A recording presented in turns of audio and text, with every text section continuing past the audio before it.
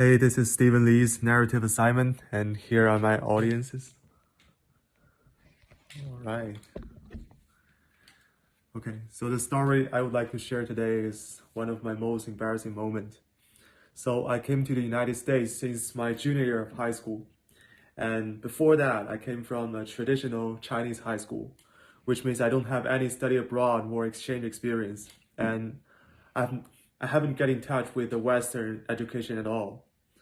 And the worst thing is, I was kind of blind, confident at that time. I feel my English is good enough. I can adapt to the environment really quick, but I got a severe condition after that. So in my junior year, I attended the AP chemistry class. And in that class, we required a high level of format lab report skill.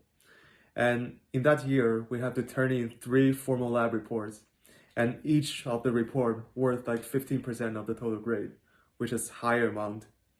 And I don't have any lab report experience before, and I have no idea how to write them.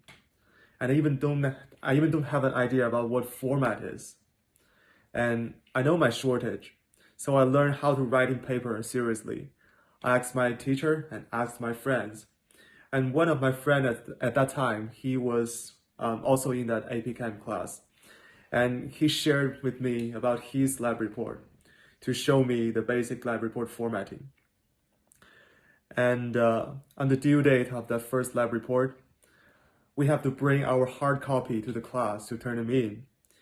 And all my high school, all the students need to share a big printer in our hallway, which makes that place really crowded during that time.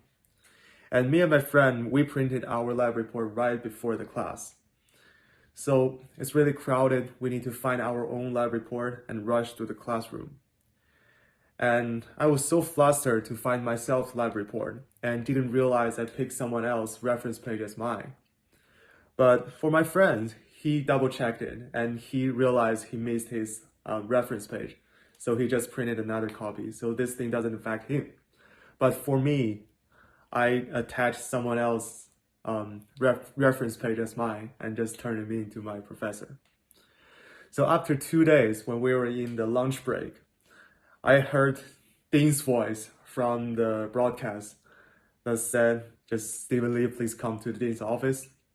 And at that moment, I didn't have an idea about what's gonna happen. But when I just attended to the Dean's office, I saw my chemistry teacher, my aunt, which is my supervisor at the time, and Dean himself. They're just sitting around and watching me seriously. And me and my friend's lab report just lay on the table. And Dean began to talk. He said, just let's talk about your lab report. And Mr. Rao, which is my chemistry teacher, he said, Mr. Rao reported that your part of your lab report is exactly same as one of the students in your class. And after we confirmed that, we are trying to define this as plagiarism. And I was shocked at the time.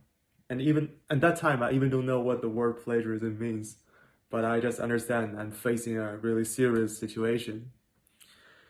And the kind of helpless feeling just swept my whole body at that time.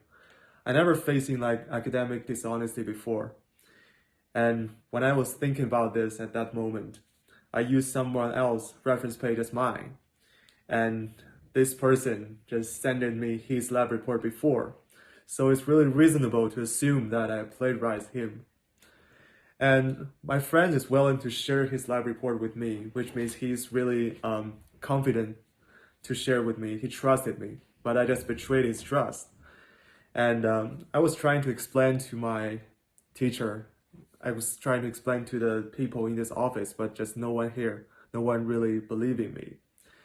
That time it made me so helpless and I almost broke down. I cried in the dean's office and I just shredded my lab report. But after calm down, I just take all the academic warning they gave me and just promise to myself that I'm never gonna put myself in this phase again. So for my friends, he was really unhappy at the first moment, But I explained to him the entire story, and I confessed with him about my mistake. After he understood, he did not blame it on me, but he also comforted me. And for my parents, I also tell them the entire story. They also just comforted me and say, it's okay, but just do not have the same mistake anymore.